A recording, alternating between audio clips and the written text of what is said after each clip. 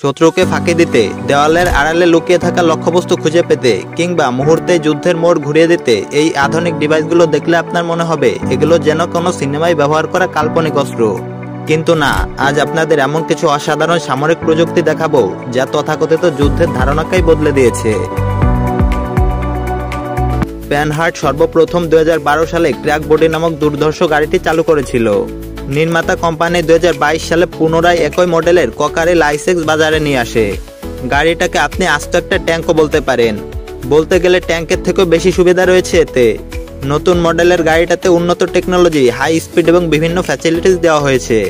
সব থেকে মারাত্মক ব্যাপার হলো গাড়িটাতে 25 থেকে 30 মিলিমিটার কামান রয়েছে। এই কারণে এটাকে দেখতে আস্ত একটা ট্যাঙ্কের মতোই লাগে।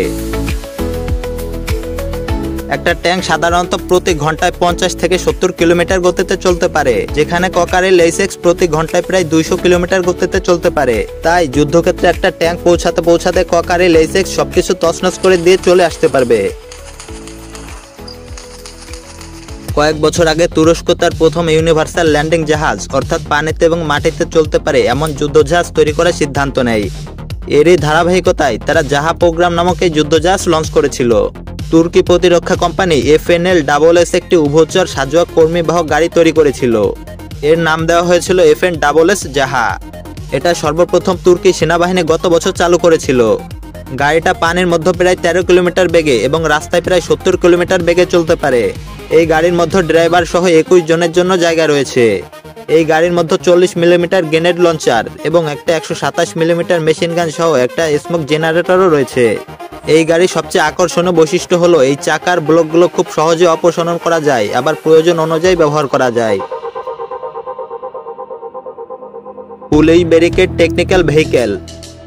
পুলিশের প্রতিরক্ষার জন্য এই মোবাইল ব্যারিকেড গাড়ি হতে পারে একটা অসাধারণ প্রতিরক্ষা ব্যবস্থা। স্ক্রিনে যেটা দেখছেন এটা দক্ষিণ কোরিয়ার মডেল জেনোরেক্স। এই গাড়িটিতে প্রতিরক্ষা ব্যারিকেডের পাশাপাশি জল কামানও রয়েছে। এই জল কামানের সাহায্যে প্রায় 70 মিটার দূর থেকে লক্ষ্যবস্তুতে খুব সহজে হিট করা যায়। এই মোবাইল ব্যারিকেডগুলো স্টিলের সাহায্যে তৈরি করা হয়েছে। এটা গাড়ির দুপাশে দুটি অংশে ভাগ করা আছে। প্রতিটি ভাগ প্রায় 4 মিটার চওড়া।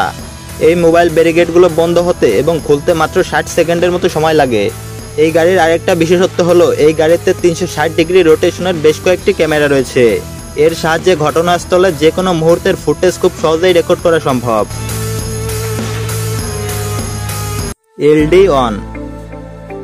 LD1 850 সিসির একটা উন্নত এবং আপগ্রেডেড মোটরসাইকেল। এই মোটরসাইকেলের চারপাশে ব্যালিস্টিক শিল্ডের ফ্রেম রয়েছে, তবে এটাতে সাধারণ মোটরসাইকেলের মতো দুটো চাকার বদলে 4টা চাকা ব্যবহার করা হয়েছে। গাড়ির সামনের ফ্রেমে লাগানো প্রতিটা গ্লাস 1 ইঞ্চি পুরো বুলেট প্রুফ গ্লাস।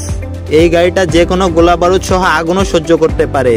যুদ্ধের ময়দানে এটা যে কোনো সৈনিককে সম্পূর্ণ নিরাপত্তা দিতে প্রস্তুত। Inflatable military রিকোয়েলস। বিভিন্ন দেশের মিলিটারিরা তাদের সাজোয়া সামরিক ট্যাঙ্কগুলো শত্রুরা যাতে খুঁজে না পায় সেজন্য এক ধরনের ইনফ্লেটেবল ডিকয় ব্যবহার করেন। এগুলো সাধারণত ব্যবহার করা হয় শত্রুকে ধোঁকা দেওয়ার জন্য, যাতে আসল সামরিক ট্যাঙ্ক অথবা যানগুলো যে কোনো রাডার কিংবা GPS থেকে আড়াল করা যায়। এটা পুরোপুরি সেটআপ করতে মাত্র 4 জন মানুষ লাগে। মাত্র 10 মিনিটের মধ্যে এটা পুরোপুরি সেটআপ হয়ে যায়। আর রাডারের সংকেত প্রতিফলন করতে পারে, যার কারণে শত্রুদের কাছে এটি একটি বাস্তব ট্যাঙ্কের মতোই মনে হয়। এই ডিকয়গুলো বেশ ব্যয়বহুল। একটি ডিকয় প্রায় 1 লক্ষ টাকা, তবে এটি $1 মিলিয়ন আসল সাজোয়া ট্যাঙ্কে সহজেই বাঁচিয়ে দিতে পারে। সামরিক যুদ্ধক্ষেত্রে ছদ্মবেশে লুকিয়ে থাকার জন্য অনেক বাহিনী অনেক কিছুই ব্যবহার করে, তবে একটি কোম্পানি উন্নত সেন্সর ব্যবহার করে এই কেমোক্লেস নেট তৈরি করেছে। ULCS হলো এখন পর্যন্ত আবিষ্কার হওয়া সবথেকে আধুনিক হিডেন টেকনোলজি। এই FSS নেটের বৈশিষ্ট্য হলো একাধিক সৈন্য কিংবা যে কোনো ধরনের যানবাহনকে এটি যে কোনো ধরনের ক্যামেরা কিংবা রাডার থেকে অনায়াসে আড়াল করতে পারে। একটি রাডারের 1 থেকে 100 গিগা রেঞ্জের যে কোনো সংকেতকে কার্যকরভাবে ব্লক করে দিতে পারে এই নেট। এটি -20 ডিগ্রি সেলসিয়াস থেকে 80 ডিগ্রি সেলসিয়াস তাপমাত্রায়ও নিখুঁতভাবে কাজ করতে সক্ষম। জাভার 400। যুদ্ধক্ষেত্রে দেয়ালের ওপাশে থাকা শত্রুকে খুঁজে বের করা বেশ কঠিন, কিন্তু আধুনিক ফিচারযুক্ত এই ডিভাইসটা যে কোনো ধরনের দেওয়াল কিংবা বাধার আড়ালে লুকিয়ে থাকা লক্ষ্যবস্তুকে খুব অনায়াসে ট্র্যাক করতে পারে। এটির ওজন মাত্র 3 কেজি, তাই আপনি খুব সহজে এটাকে ব্যবহার করতে পারবেন। এটি কংক্রিটের দেওয়াল ভেদ করে লক্ষ্যবস্তুকে চিহ্নিত করতে সক্ষম। শুধু কংক্রিটের দেয়ালই না, এই ডিভাইসটা প্রায় 100 মিটার পর্যন্ত ওয়্যারলেস তরঙ্গ প্রেরণ করে লক্ষ্যবস্তুকে চিহ্নিত করতে পারে। আপনি চাইলে এটিকে কোনো জনবহুল এলাকাতেও ব্যবহার করতে পারবেন। সবথেকে দারুণ ব্যাপার হলো এটি চলমান এবং স্থির যে কোনো ধরনের লক্ষ্যবস্তুকে খুঁজে বের করতে পারে। টি-ওয়্যার ট্যাকটিক্যাল। টি-ওয়্যার ট্যাকটিক্যাল একটি বিশেষ ধরনের ট্রলি যেটি মূলত ঢাল বহন করার জন্য তৈরি করা হয়েছে।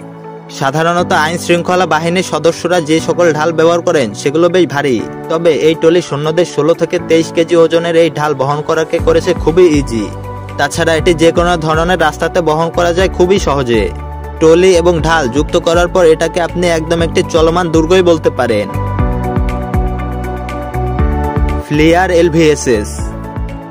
শত্রুদের বোকা বানাতে এলভিএস নির্মাতারা একটি পিকআপ তৈরি করেছে। দেখতে সাধারণ পিকআপ হলেও সৈন্যরা যুদ্ধক্ষেত্রে নজরদারির ক্ষেত্রে এটিকে অনায়াসে ব্যবহার করতে পারবে। এটিতে রয়েছে একটি রাডার, উন্নত সেন্সরযুক্ত ক্যামেরা এবং আরও 5টি গুরুত্বপূর্ণ হিডেন ফিচার। এটিতে যুক্ত রাডার প্রায় 20 কিলোমিটার এলাকা কভার করতে পারবে। নির্মাতাদের দাবি এটি একই সময়ে 500টিরও অধিক লক্ষ্যবস্তুকে ট্র্যাক করতে পারে। আরও উল্লেখযোগ্য একটি ব্যাপার হলো এটি লক্ষ্যবস্তুকে মানচিত্রের সাধারণ ডট হিসেবে না দেখিয়ে 6D মডেল হিসেবে তুলে ধরে। পিকআপের ভেতরে রয়েছে দুটি 17 ইঞ্চির মনিটর স্ক্রিন। সবথেকে সহজ ব্যাপার হলো আপনি পিকআপের ভেতর বসে সবকিছু নিয়ন্ত্রণ করতে পারবেন।